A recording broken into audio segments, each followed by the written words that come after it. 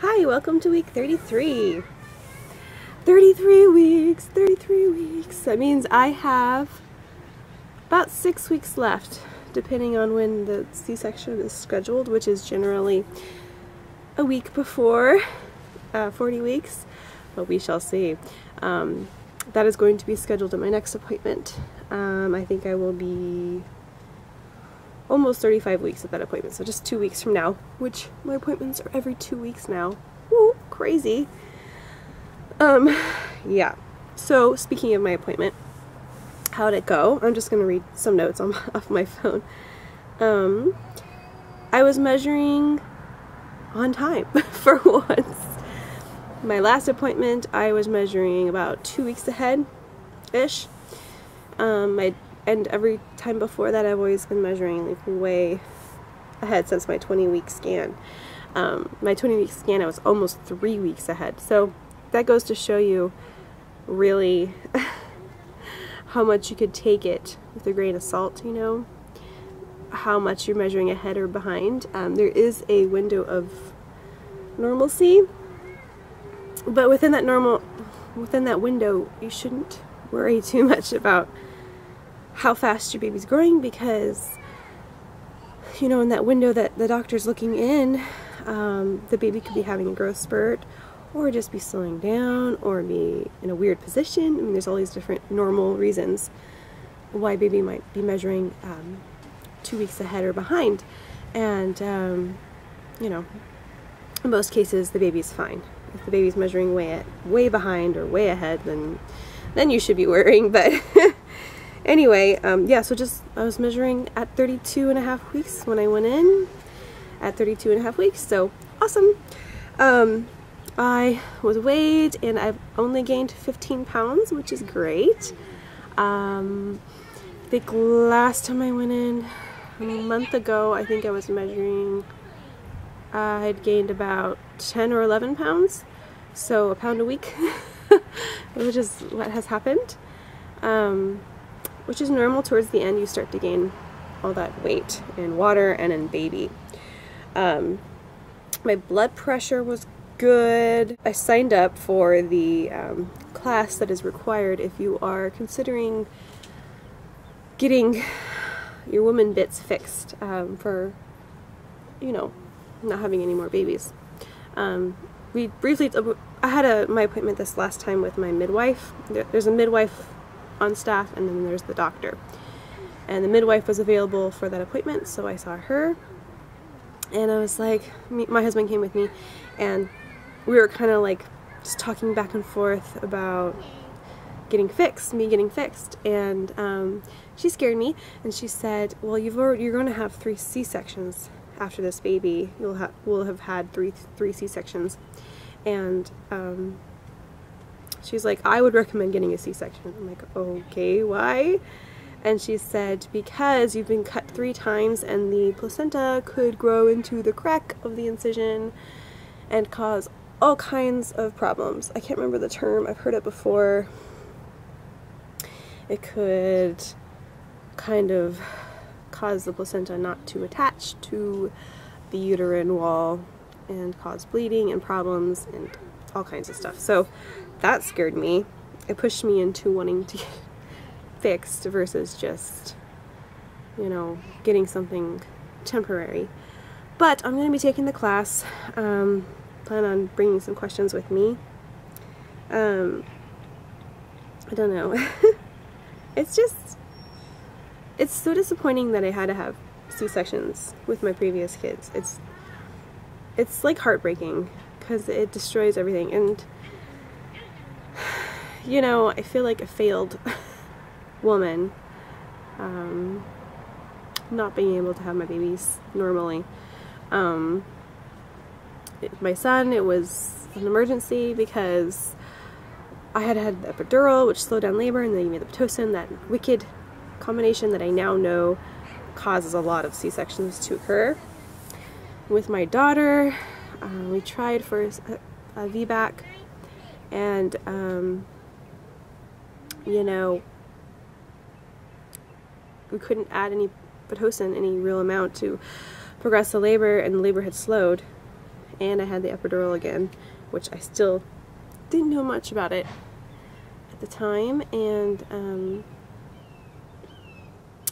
yeah, ended up another C-section because the labor pretty much stopped and my water had been broken. Anywho, so 2 C-sections, and now I have to have a third through my hospital, who will not let me do another VBAC.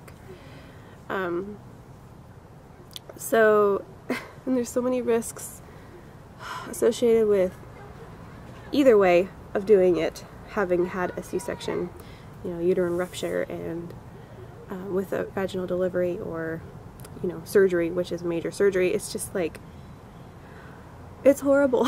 So to get pregnant for a 4th and final time poses just another annoying risk, and I don't know. So I'm gonna go take the class on getting fixed, and see what my options are. Plus babies are expensive, so this might very well just be our last baby. 3rd and last. So it makes me so sad, and my husband's like, why are you sad? You want to be pregnant forever? I'm like, no, you don't understand. This is like my window of fertility and young motherhood and little tiny baby in your arms. It's just, it's over. It's going to be over after this 3rd baby, and it makes me sad. It just does.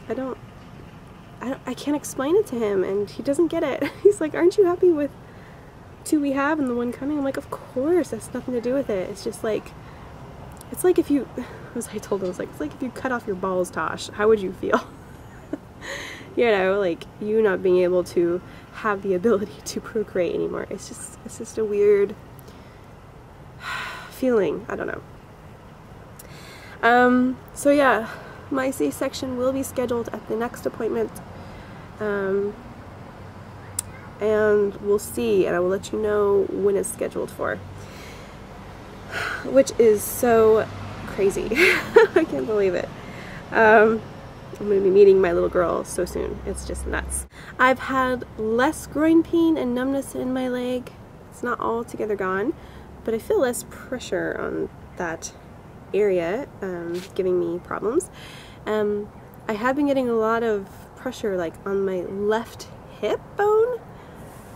Like baby's sitting up on my hip bone. I don't know what's going on. It just is very uncomfortable when I'm sitting down and I'm trying to, like, you know, relax, and the baby is just pushing right on my hip, and then also all the way up to my ribs, you know. It's I've never had so much pressure on my hip before. It's weird. I don't know, and I can't figure out how the baby's laying. Like, even the midwife's like, I think that's what I feel, but there's another lump down here. I have no idea how the baby's laying. There's lumps all over the place. I do see a lot of movement up top. I know them being kicked up top, but it's so funny. Like, I wish I could have x-ray vision just to see where the baby's lying. I'm just so curious. I'm really uncomfortable at night. It's been like that for a couple months now, where all night long I'm just turning from one side to the other, adjusting my pillows. Sometimes I pull a muscle in my stomach when I'm turning. And I keep almost having leg cramps because I stretch so much at night. Like, my body just does it automatically. Like, I just push my leg out and point my toes, which is the worst thing ever. You're gonna get that leg cramp if you do that. I've tried to push my heel out instead to stretch my leg. The leg cramps are threatening to happen in the middle of the night again. But they've been at bay. They haven't bothered me. I have more energy to do things, just a little bit more. But there's this gigantic mound in my stomach, and it's just hard to work around it, you know? Even folding clothes is so annoying. Like, I'm sitting on the couch folding clothes, and it's like, ugh, I have to like bend over my stomach to reach things, and it's just really uncomfortable at this point. We've been kind of putting the house on upside down and trying to get things ready for the baby and rearranging everything, and it's hard for me to reach down and grab things, which everything's on the ground these days with these kids and their toys, and so it's just like, ugh, I can't breathe when I bend over. Hi. Baby, behind me. Hi, babe. So yeah, a little bit more energy, but it's tough to bend over this lump to do things. So placenta encapsulation. I found someone in the area that does it. They come to your hospital and grab your placenta, a little placenta thief, and dries it out for you. Yummy. And puts it in capsules, dries it up, you know, blends it, I don't know, puts it into, makes it into dried placenta dust, and puts it in capsules for you to ingest.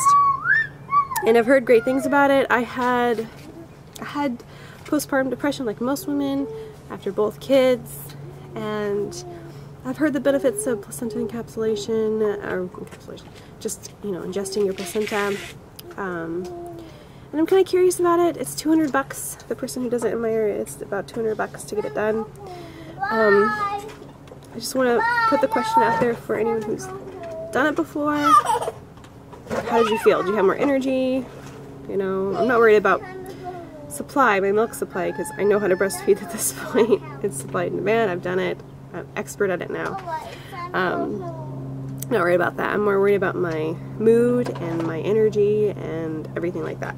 Because I had a bad mood and bad energy after each kid for a long time, especially with Reagan. Like, my hormones were messed up for a very long time.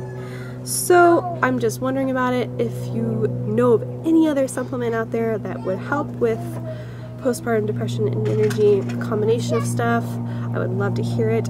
Please let me know. I'm very interested. Braxton Hicks contractions. I get them all the time, all day, especially when I'm reclined just a little bit in my stomach. Like we have a little recliner chair, and if I'm reclined back just a bit, Braxton Hicks happen, I don't know, several times in an hour. Happens throughout the day, or I'm just walking and it's like, oh, it just feels like a bowling ball is like pulling down, filling up your stomachs, pulling down all that pressure and weight. Really feel it. Sometimes it takes my breath away. It doesn't ever hurt. But I know about them. I've had them before a million times with other kids, and I know it's normal. But it happens a lot. I am so hungry these days. Really hungry. I have to have a snack definitely in between each meal. My meals are all really healthy, and they're not super filling. Sometimes I'll have a really filling meal, but I cook at home a lot, and you know, we have soups and, you know, stuff that's not super filling, and so because when you eat as a pregnant woman, you eat too much, you get heartburn. So I've been having, you know, small to normal sized meals 3 times a day, and then definitely snacks in between. My cravings have been cereal with milk, and I usually do almond milk, and sometimes cow's milk, sometimes coconut milk. I kind of mix up the 3 in our household all the time. And then I like fruit a lot. And it's summertime, and it's good because I'm taking iron, and iron constipates a person. Your bowels get all messed up, and the fruit is, I don't even notice anything because I've been eating so much fruit. Like, I have at least 2 full pieces of fruit a day. Like, I just picked up a bunch of nectarines, peaches, and apricots and mango and stuff, and yummy. I love it. So yeah, cereal and fruit are my true loves right now. And cheese, I like cheese too. Mostly just eating it, you know, like taking a hunk off a cheese block and eating it. Okay, so I ordered more pre-folds. I ordered, because I had already ordered size small pre-folds from greenmountaindiapers.com. It's the Clothies brand.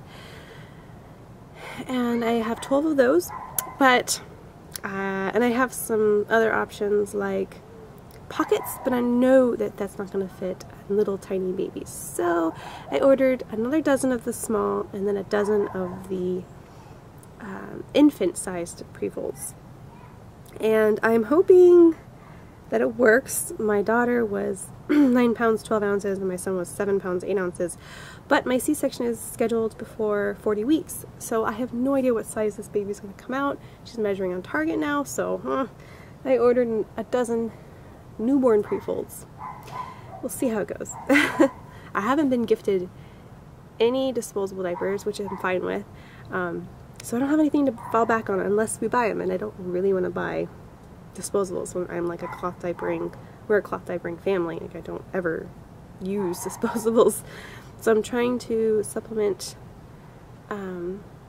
what we might need extra. So now I'll have 24 pre-folds in size small and a dozen in infant size. I'm scared to order another dozen infant size just because I don't know. She'll be huge and I don't want to spend all this money, and I know you can use them as inserts. It's only 24 bucks, so I might just go back and order another dozen infant size. I don't know. There's a lot of pre-folds laying around too. And I was thinking about ordering like newborn size, what do you call them? Covers. There we go. Because I have Thirsty's size 1, which fits like 6 pounds to 18 pounds, but doesn't have like an adequate like umbilical cord stump kind of thingy. So I don't know, and I don't know if we're going to be cloth diapering from like the very beginning. I don't know how long her cord's going to stay on. So I'm thinking about ordering 2-3 infant size covers, but we'll see. We'll see. I'm not 100% happy with my cloth diaper stash. Almost there.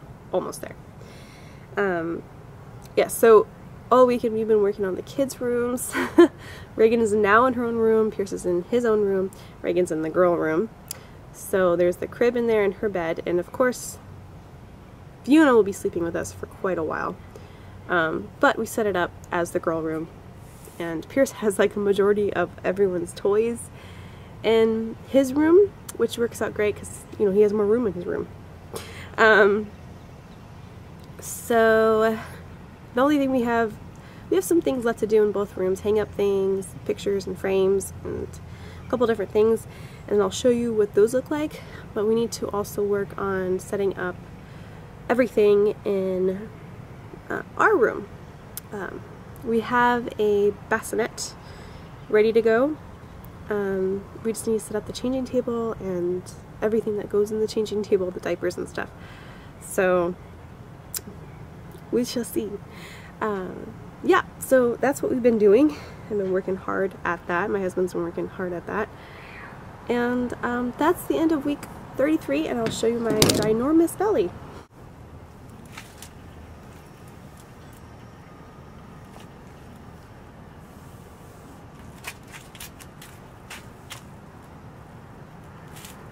The henna tattoo has rubbed off pretty much completely. I'll just show you real quick. So it lasted about a weekish. I would say about 6 days really.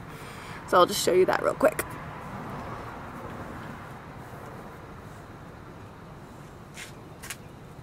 You can see a little bit. So yeah, and that's it for this week, and I'll catch you guys next week. Bye!